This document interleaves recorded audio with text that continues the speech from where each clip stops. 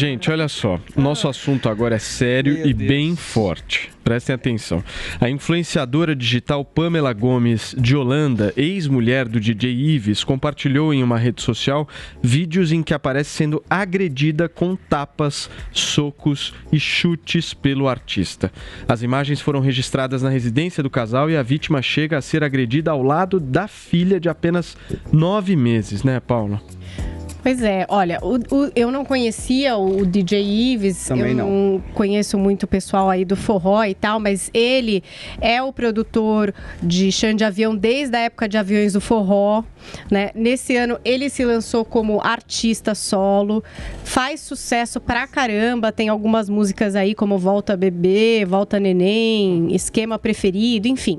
Então, é um artista de bastante destaque, né? Que faz sucesso. E aí, essas imagens que a gente está assistindo aqui e que viralizaram, inclusive porque foram publicadas pela esposa dele, são imagens que falam por si, né?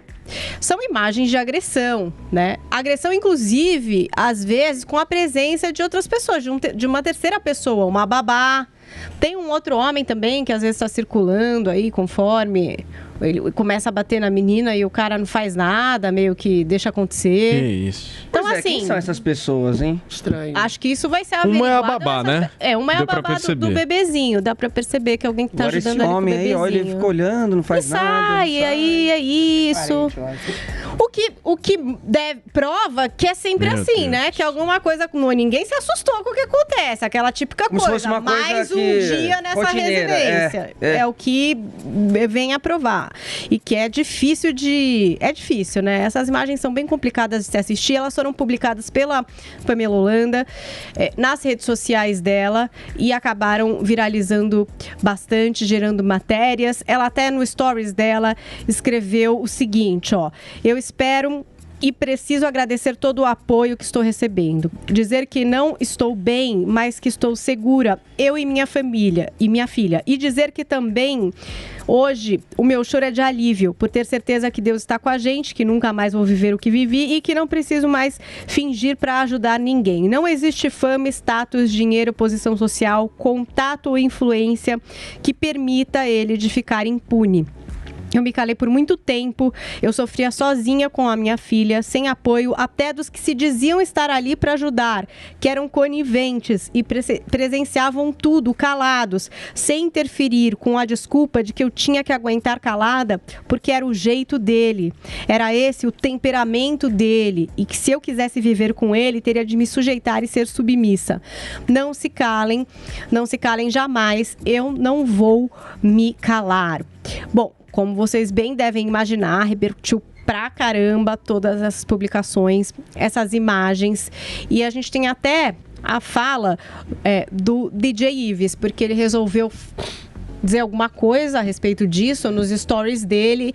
Ele tem uma versão dele dessa história, né? Ele fala bastante em vídeos editados e ele fala de uma chantagem. Vamos ver se vocês conseguem entender um pouquinho nesse trecho que eu retirei, porque ele ficou bastante tempo tratando do assunto. Eu tentei pegar a parte mais significativa aqui do que ele tentou explicar, se é que há explicação para essas imagens. Mas eu não suportava mais isso. Eu recebi chantagens de ameaça de morte com a minha filha. Ninguém sabe o que é isso que eu passei. Ninguém sabe o que é isso que eu passei. De querer se jogar com a minha filha de um 10º andar e entre outras coisas. Eu não suportava mais isso. Vocês não sabem o que é passar por isso. Vocês não têm ciência do que é passar por isso. Então, isso era uma guerra de quinta pra cá. De quinta pra cá. Onde foi chamado pra mim uma viatura pra minha casa. Porque eu estava sendo acusado de lesão corporal, que eu estava correndo no condomínio com a faca na mão. E isso, eu tenho como provar que eu não estava nem agredindo ninguém, nem correndo com faca na mão. A minha sorte é essa. E esses vídeos aí que tá sendo postando vídeo cortado. postando vídeo cortado, cara. Claro, Bom, tudo cortado. Então tá. Eu vou trazer um pouquinho da repercussão de Agora, algumas só, pessoas. antes de você falar, Paulinha, quando ele fala em ameaça, Ele diz a que mulher ela tá ameaçava ameaçando se ele matar. de vida? Não, ele dizia que a mulher dela ameaçava se matar. E, Aí ele batia e nela. matar com a filha. Enfim, ele fala, é a versão que ele tá dizendo aí. Que era isso que ele tava passando. Aí ele até no final da fala dele, diz que ela fez isso com a outra pessoa que ela se relacionou, que chamava a polícia, que não sei o que lá. E aí, algumas pessoas comentaram a respeito do caso. Por exemplo, a Marília Mendonça. Ela escreveu assim, ó: DJ Ives, não existem justificativas ou argumentos que diminuam as provas e a existência do crime cometido. É inaceitável, intragável e brutal que seja exposto e protestado até que alguém que cometa tais atos não tenha nem sequer a oportunidade de tentar se justificar.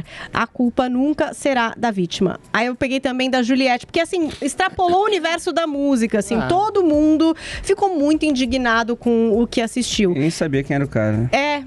Eu Nunca não sabia tinha no ouvido caso. falar Acho desse que cara. Não, eu reconheci, depois eu reconheci as músicas, né? Algumas tô com parcerias, mas nunca tinha ouvido falar Quem dele. mais Nunca tinha gosta ouvido do falar desse ritmo, cara. né? Deve conhecer. A Juliette Músicas escreveu, ó: são conhecidas. por nenhuma mulher a mais silenciada, a violência não deve nem pode nos calar. Não existe justificativa. Todo meu apoio a Pamela e repúdio às cenas de horror do DJ Ives. Violência contra a mulher é crime. É crime e vocês podem denunciar. É sempre importante lembrar que tem um 800 para quem sofre a violência e para quem também é testemunha. Você pode fazer uma denúncia anônima. No domingo, o DJ Ives também entrou com um processo contra a esposa, a Pamela Holanda, né? Agredida por ele nas imagens. E no auto desse processo, nos autos, ele até pediu a remoção da matéria do Léo Dias, para que o Léo Dias tirasse a matéria. E foi negado pela juíza isso, então o Léo manteve. Inclusive, o Léo Dias conversou com a Pamela agora, ela tá com uma medida protetiva, né? E por enquanto são essas as informações. E vamos ver o que é que vai acontecer de fato. Porque essas imagens, gente, elas falam por si. Não tem mais o que falar. Não tem absolutamente nada pra ele falar. Nada.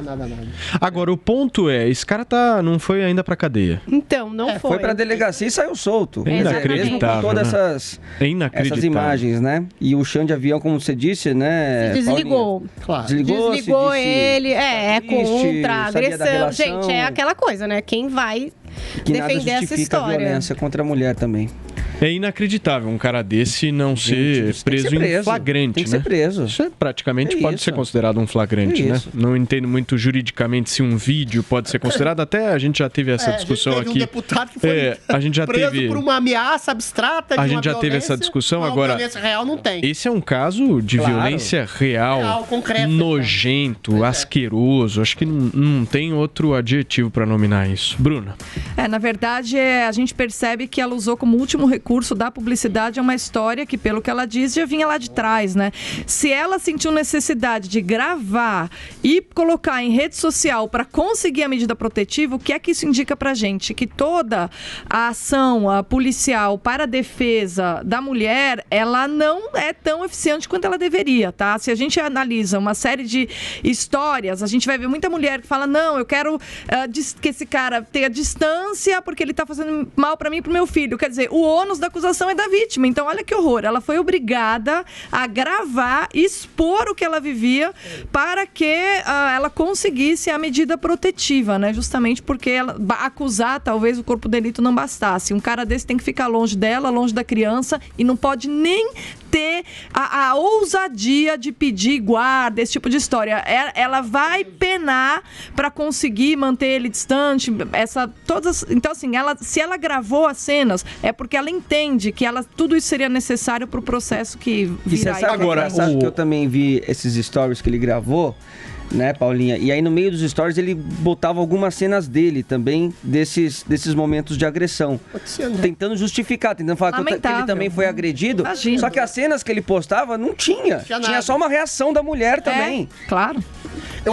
Agora só uma pergunta pra você, Adriles. Ele é um cara famoso, Sim. que eu não conhecia, mas é famoso, Aquelas certo? músicas famosinhas aí. Tem grana, tem dinheiro. A pergunta que fica é, se isso acontecesse com um homem que agredisse uma mulher, só que ele não tivesse dinheiro, fosse um cara pobre e não tivesse dinheiro para pagar o advogado, ele estaria na cadeia ou ele estaria na mesma situação Eu acho que o DJ estaria Ives? encarcerado imediatamente. Talvez a lei brasileira, né, meio leniente em relação à prova ou não, ela é confusa e difusa. A gente teve o caso, por exemplo, do Daniel Silveira, que fez uma abstração da possibilidade de violência contra alguém e foi preso imediatamente. Ou seja, de acordo com os interesses escusos de um tipo de justiça meio torta que a gente tem no Brasil, a pessoa vai presa imediatamente até por uma questão de crime de opinião. Agora, uma violência real, concreta, absoluta, total como essa, é premiada com algum tipo de vantagem. Mas o cara ainda quer processar o Léo Dias pela possibilidade de uma injúria caluniosa. A mulher em que pediu relação pro ao Léo vídeo que tirar foi matéria. gravado. O que me incomoda, Seria o que bom me que o constrange, Alexandre, né, visse isso aí, o Moraes. o que me constrange, Paulo, é ver a sensação de poder absoluto da redoma do cara. O cara fala, vocês não sabem o que eu passei. Ela tinha vontade de suicidar. Ah, a pessoa que tem angústia, que tem vontade de se matar, você faz o quê? O você tratamento bate é nela. espancamento? É inacreditável. É sério isso? É uma situação de poder absoluto, inclusive da percepção das pessoas em redor. As pessoas estavam vendo ali, o rapaz e a babá, uma mulher sendo espancada. Tudo bem, é um empregador, é um parente, tudo bem? Não, mas tudo mal. Você tá vendo uma opressão violenta, objetiva e específica. Agora, eu volto a dizer uma coisa, vocês até discordam de mim. Eu li as letras desse sujeito, são todas vulgares, são todas chulas, de objetificação da mulher, de uma semi-pornografia. Não digo que esse tipo de entretenimento vulgar e vagabundo não tenha seu lugar. Tem, em qualquer cultura. Mas no Brasil, quando você tem uma perda total, absoluta de um princípio, de uma arte razoável, de uma alta cultura, e você tem um artista extremamente vulgar desse como apologia a um tipo de comportamento, você cria exatamente a dimensão da possibilidade, todos dizendo que todos sejam monstros, pelo amor de Deus, a possibilidade de um monstro que tem poder de objetificar, de subjugar, de vulgarizar a mulher e acha que tem a aura da intocabilidade. E é uma coisa que se contrapõe, né, à cultura do politicamente correto, de fazer uma asepsia total da natureza humana, e quando emerge uma reação aos absurdos da hipocrisia do politicamente correto, cria-se uma vulgaridade monstruosa que às vezes dá aso, pelo amor de Deus, não estou generalizando, dá aso a um tipo de monstro desse que acha que tem poder de fazer o que quiser com uma mulher. Olha,